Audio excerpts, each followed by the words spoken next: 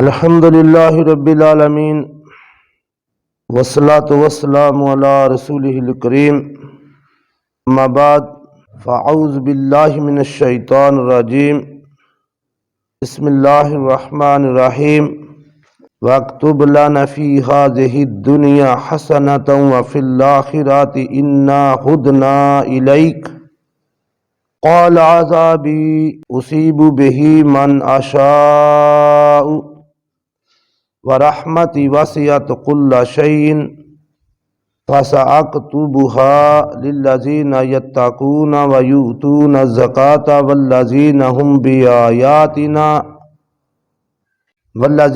بآیاتنا یؤمنون صدق اللہ العظیم فجاء محمد سراج منیرا فصلوا علیہ کثیرا کثیرا۔ سورۃ الاعراف آیت نمبر 156۔ ارشاد باری تعالیٰ ہے وَاکْتُبْ لَنَا فِی هَذِهِ الدُّنْیَا حَسَنَةً وَفِی الْآخِرَةِ اِنَّا ہُدْنَا اِلَیْکَ۔ حضرت موسیٰ علیہ السلام نے اللہ سے دعا کی کہ ہمارے لیے اس دنیا میں بھی بھلائی لکھ دے اور آخرت میں بھی، بے شک ہم نے تیری طرف رجوع کیا ہے۔ بڑی خوبصورت دعا ہے۔ جب قوم کی مختلف حرکتیں دیکھیں تو اس کے لیے اللہ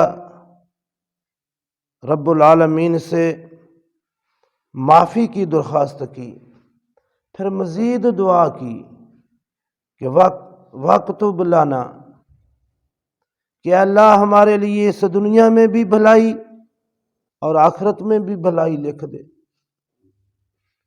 دونوں جہانوں میں ہمارے لیے بھلائی لکھ دے۔ اِنَّا ہُدْنَا اِلَیْکَ، بے شک ہم نے تیری طرف رجوع کر لیا۔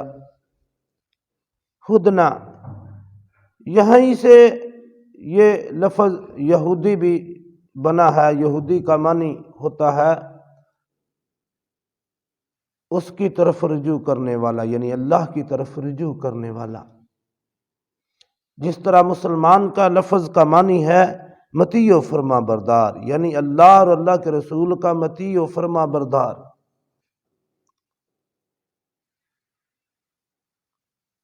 تو اصل میں یہ نام جو تھا یہ حضرت موسیٰ علیہ السلام نے اپنی قوم کے لیے استعمال کیا تھا، یہودی۔ یہیں سے یہ لفظ ہدنا بھی ہے۔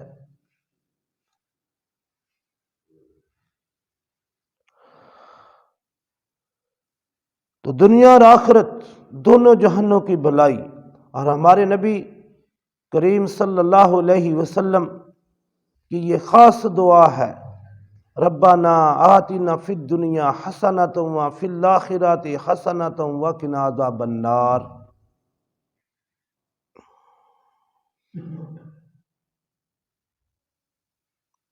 حضرت موسیٰ علیہ السلام نے بھی اپنی قوم کے لیے اسی طرح کی ملتی جلتی یہ دعا کی ہے۔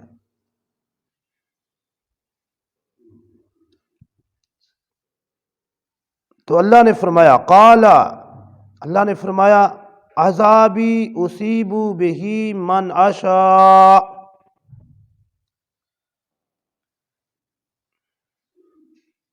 اللہ نے فرمایا میں اپنا عذاب جسے چاہتا ہوں اسے پہنچاتا ہوں۔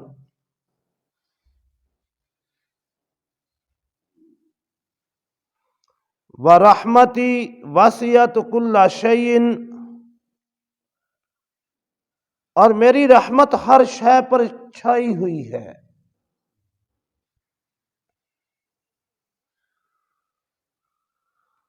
فَسَأَكْتُبُهَا لِلَّذِينَ يَتَّقُونَ وَيُؤْتُونَ الزَّكَاةَ،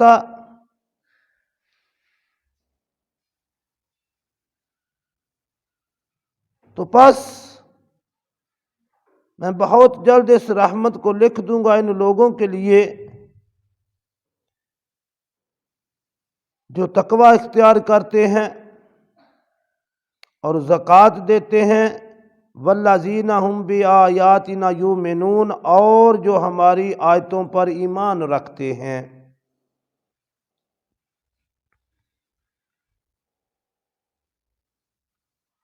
مطلب اس کا یہ ہے کہ میری جو رحمت ہے وہ میرے غضب سے بڑھی ہوئی ہے۔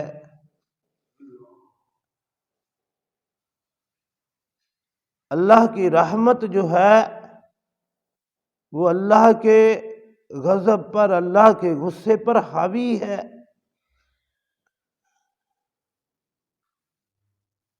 دنیا کا عذاب ہر نافرمان کو نہیں دیتا، یہ بھی اللہ کی ایک شان ہے کہ بندہ گناہ کرتا چلا جاتا ہے دنیا میں، لیکن ہر کسی کو سزا نہیں دیتا، بلکہ اپنی حکمت اور علم سے جس کو چاہتا ہے اس کو عذاب دیتا ہے دنیا میں بھی۔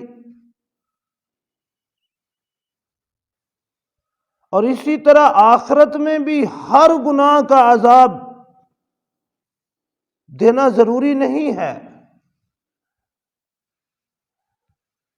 بلکہ وہ بہت سے گناہ تو اپنی رحمت سے معاف کر دیتا ہے۔ یہ اللہ کی رحمت ہے۔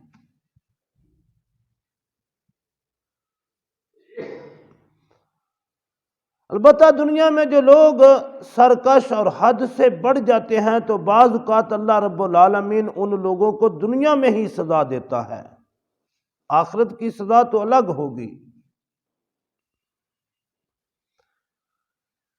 یہ بھی اللہ کی کمال حکمت ہے کہ اگر ان کو دنیا میں سزا نہ دے تو پورا معاشرہ جو ہے وہ زہر آلود ہو جائے۔ اللہ رب العالمین بعض اوقات معاشروں کو اور قوموں کو ان لوگوں سے نجات دلانے کے لیے جو برائی میں حد سے بڑھ جاتے ہیں اور جن کی وجہ سے پورا معاشرہ جو ہے وہ برائی میں جانے کا اندیشہ ہو، خطرہ ہو، تو اللہ رب العالمین ان گناہ گاروں کو بعض اوقات اس دنیا میں ہی عبرتناک سزا دیتے ہیں تاکہ باقی معاشرہ محفوظ ہو جائے۔ یہ بھی اللہ کی رحمت ہی ہے۔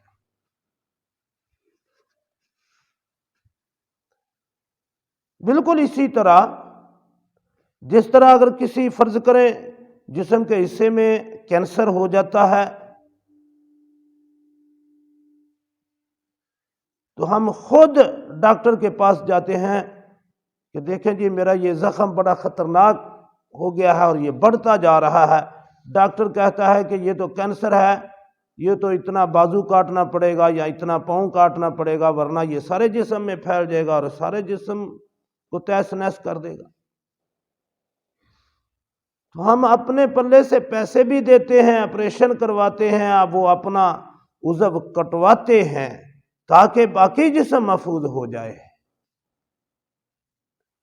یہ بھی اللہ تبارک و تعالیٰ کی حکمت ہے کہ دنیا میں جن لوگوں کو سزا دیتا ہے وہ باقی معاشرہ محفوظ کر دیتا ہے۔ تو اگر اس کو بغور دیکھا جائے تو یہ بھی اللہ تبارک و تعالیٰ کی طرف سے رحمت ہی ہے۔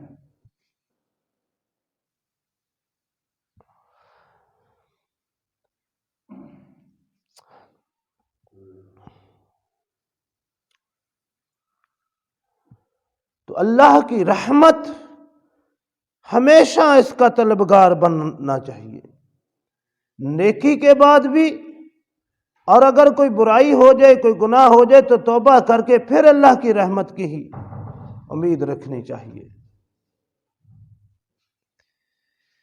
اصل میں جو ایمان ہے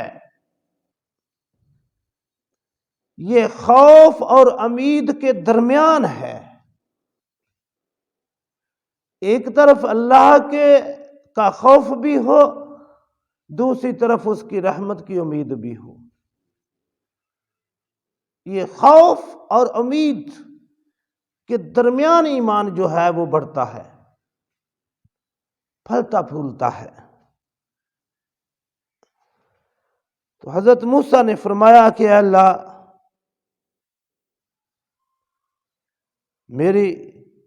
میری اس قوم کو دنیا اور آخرت دونوں جہانوں میں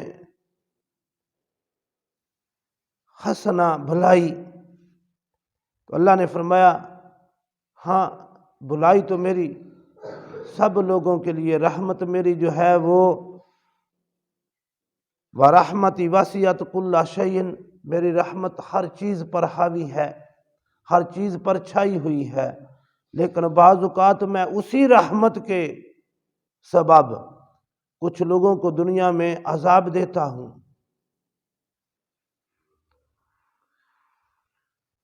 اور یہ میری رحمت خاص ان لوگوں کے لیے، فَسَأَكْتُبُهَا، میں پاساً قریب میں نے لکھ دیا ان لوگوں کے لیے، اپنی رحمت خاص کر دی، لِلَّذِينَ يَتَّقُونَ، جو لوگ تقوی والا راستہ اختیار کرتے ہیں، جو اللہ سے ڈرتے ہیں، وَيُؤْتُونَ الزَّكَاةَ، اور غریبوں مسکینوں کا خیال رکھتے ہیں، زکوٰۃ ادا کرتے ہیں۔ یہ چیزیں ہیں اللہ کی رحمت کے۔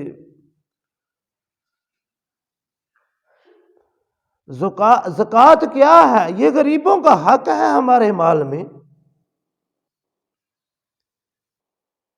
اور اس سے بھی بڑھ کر زکوٰۃ تو ایک مقررہ حد ہے، لیکن اس سے بھی بڑھ کر صدقہ و خیرات کرتے رہنا چاہیے۔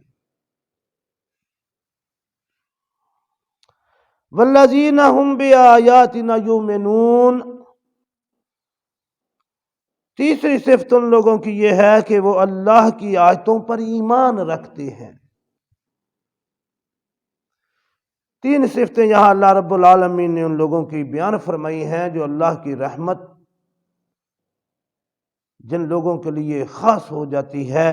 پہلی ہے تقوی اختیار کرنا، اور تقوی کا میں نے مفہوم پہلے بھی بتا دیا کہ تقوی ایسا ڈر ہے جو دل میں ایسی چیز پیدا کر دے، ایسا خوف اور ڈر پیدا کر دے کہ میرا مالک کہیں مجھ سے ناراض نہ ہو جائے، میرا رب کہیں مجھ سے ناراض نہ ہو جائے۔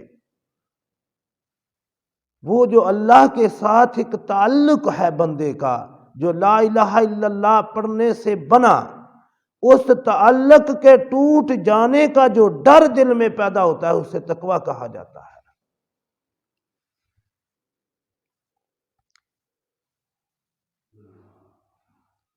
اور پھر ہر نیکی جو ہے اسی تقوی کے تحت آنی چاہیے۔ نیکی کس لیے کی جاتی ہے؟ کہ میرا رب مجھ سے راضی ہو جائے۔ برائی سے کس لیے بچا جاتا ہے؟ کہ میرا رب کہیں مجھ سے ناراض نہ ہو جائے۔ یہ تقوی ہے۔ وَيُؤْتُونَ الزَّكَاةَ، اللہ اکبر، مال کو سمیٹ کے ہی نہیں رکھنا چاہیے، بلکہ 2.5% اللہ رب العالمین نے ہمارے اوپر زکوٰۃ لازم رکھا ہے۔ جس کے پاس 52.5 تولے چاندی یا 7.5 تولے سونا ایک سال بھر پڑا رہے، یا اس کے برابر رقم 52.5 تولے چاندی کے برابر رقم سال بھر پڑی رہے، تو اس پر 2.5% زکوٰۃ ہے۔ 100 میں سے 2.5 روپے ہے۔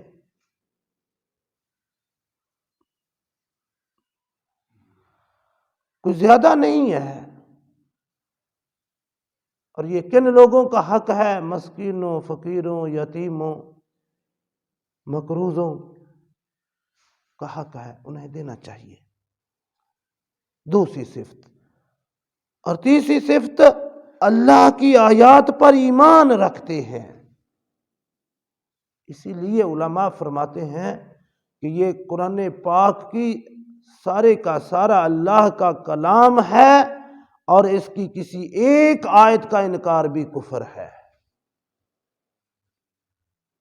لہذا الحمد سے لے کر الف لام میم سے لے کر والناس تک ایک اس کے ایک ایک جملے پر، ایک ایک آیت پر، ایک ایک حرف پر ایمان رکھنا ضروری ہے۔ اللہ ہمیں پختہ ایمان نصیب فرمائے۔ وما علینا الا البلاغ المبین۔